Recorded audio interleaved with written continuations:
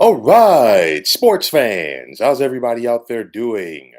William Martin coming at you one more time here on YouTube with another edition of the 300 Pounds of Sports Knowledge Podcast.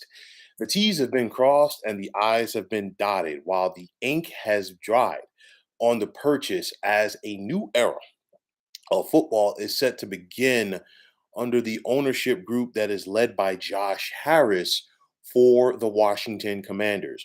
The 6 point, just a little bit north of $6 billion, excuse me, for the sale of the Commanders was made official yesterday as Harris and his group, which includes NBA Hall of Famer Magic Johnson, has now assumed ownership from Dan Snyder, which marks the end of one of the darkest eras of football for this franchise. Under Snyder, Washington only had three division championships in about 25 years, while they were never able to get past the divisional round of the postseason during their six trips to the playoffs. Washington was a revolving door for head coaches and quarterbacks alike under Snyder, while the team consistently took a back seat within the NFC East to their brethren.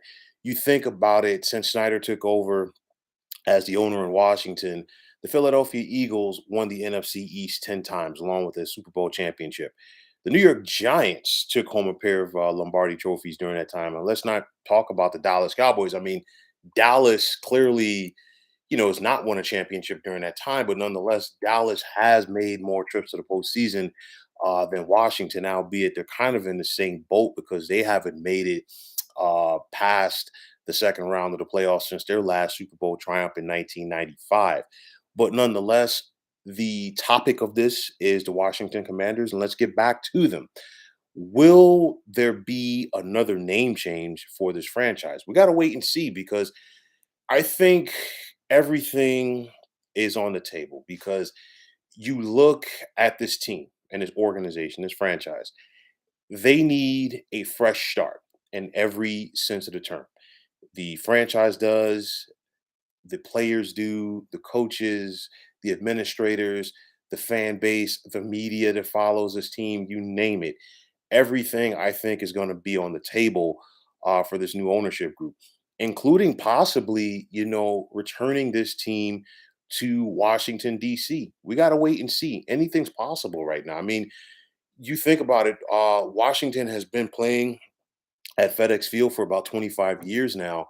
And when FedEx Field was built in Maryland, it was one of the crown jewels of the NFL at the time. Obviously, a lot of teams have gotten new stadiums since then. Of course, one of the marquee venues, if you will, for the NFL right now, SoFi Stadium out in Inglewood, which is the home of both the Los Angeles Chargers and Los Angeles Rams.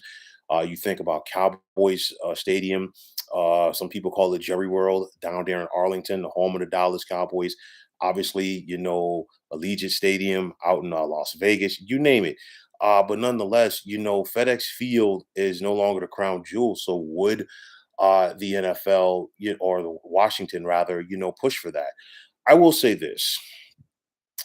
I think that everybody around the NFL wanted this to happen because this was a unanimous vote to approve Josh Harris's bid to become the new owner of the Commanders.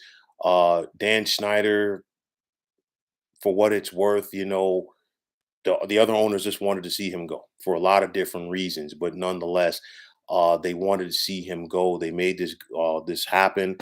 He got his $6 billion. He had to pay a $60 million fine as well. But nonetheless, this is a dawn of a new day for a franchise that definitely needed it. Uh, this organization, what can I say? Again, I've talked about it already.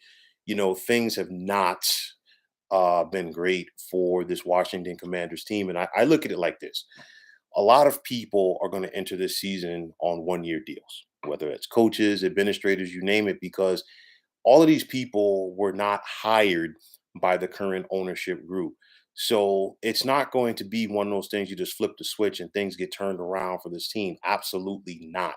There's going to be a lot of personnel changes over the next couple of years. It's going to be a lot of things changing for this team overall. Again, going back to the name change, of course, this organization, this franchise has changed their name several times in the last couple of years. It looked like they were set on Commanders. There's some people that are saying it's not a guarantee that we're going to be talking about the Washington Commanders in a couple of years. We got to wait and see. But nonetheless, I talked about this before. This was going to happen.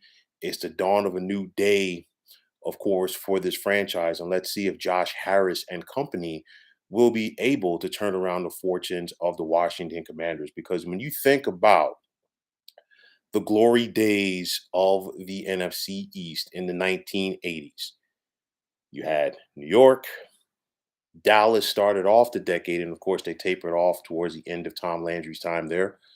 You had Washington, and you had Philadelphia. All of these teams were very good, and it made for must-see TV. You think about the Eagles of the mid to late '80s, the Buddy Ryan Eagles, the Bill Parcells-led Giants, Joe Gibbs, his Washington club, Tom Landry, and then transitioning to Jimmy Johnson.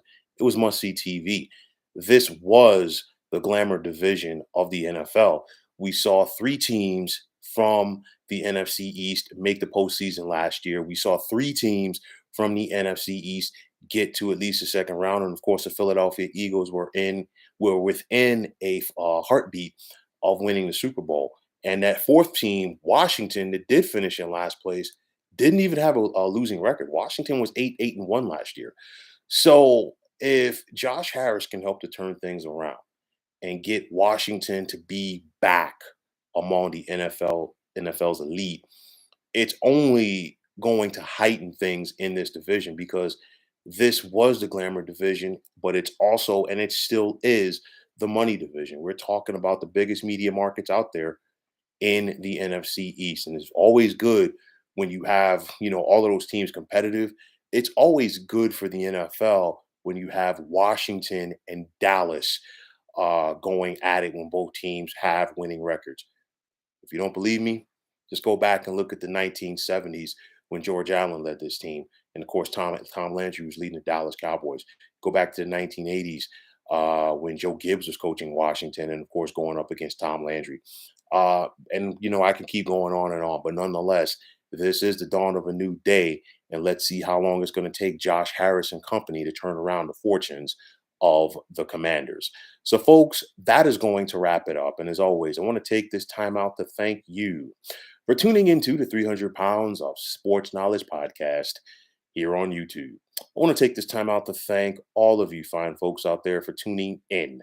And if you have not already, please feel free to subscribe to this channel.